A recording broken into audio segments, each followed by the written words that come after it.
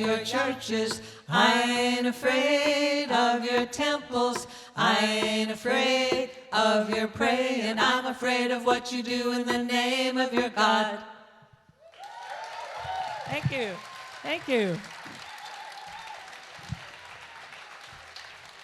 Well, it is so great that you could join us tonight. It's only been about 3 years. Remember the COVID hiatus? Do you remember we were all doing nothing with nobody but ourselves? We want to give a special thanks to Oakmont Lifelong Learning for inviting us back.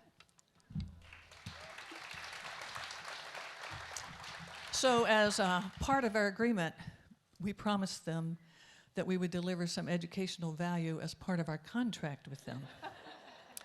So the first installment is a little bit serious, but I promise you it'll get more joyful after that. But I Ain't Afraid was written by singer-songwriter Holly Near. It's not an anti-religious song at all. As a matter of fact, I'm pretty religious, but it's about religion's overreach into legal and social rights being eroded, especially for women. And this was written in the 70s.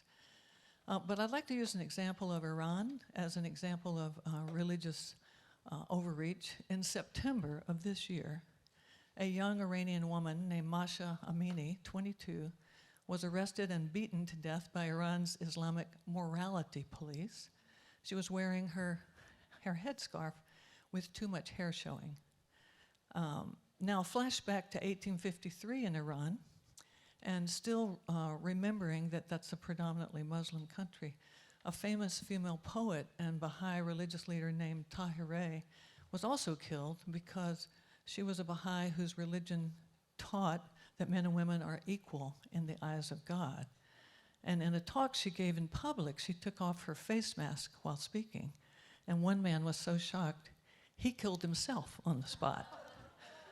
That was a better solution, but...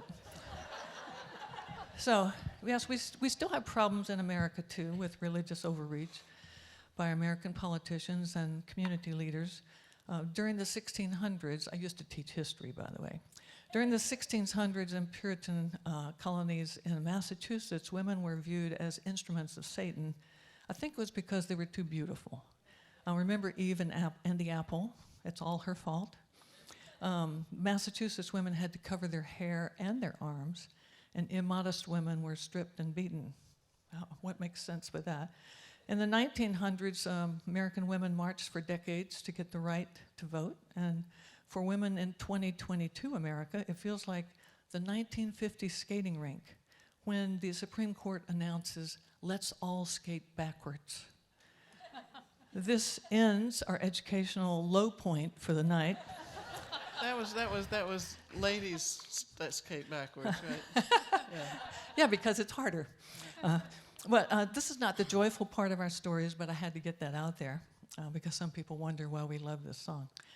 We believe in starting low so we can go high from here, and singing will surely make you happier.